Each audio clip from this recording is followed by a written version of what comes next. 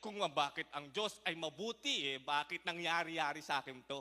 Minsan ng Panginoon, gagamitin niyang medium ang pain para bigyan ka ng better version na ikaw. On James 1, consider it pure joy, my brothers and sisters, whenever you face trials of many kinds. Naku, nababaliw na tong si James na to.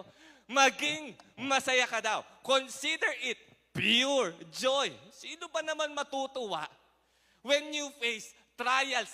Hindi niya lang sinabi trial, sinabi niya lahat ng klase ng trial. Na-bankrupt ka, ang gulo ng pamilya mo, nagkasabay-sabay lahat. Sabi niya, magalak ka. Ito daw yung dahilan because you know, alam mo dapat that the testing of your faith produces perseverance.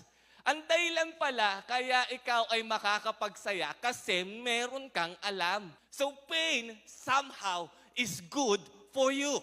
So ang problema siguro natin, kaya siguro hindi mo ma-enjoy minsan na ikaw ay may trials of many kinds because you don't know. So ang Panginoon, kapag pinadaan ka pala in painful situations, sa mga problematic situations, He is producing something in your life. Meron siyang pinapalabas sa buhay mo.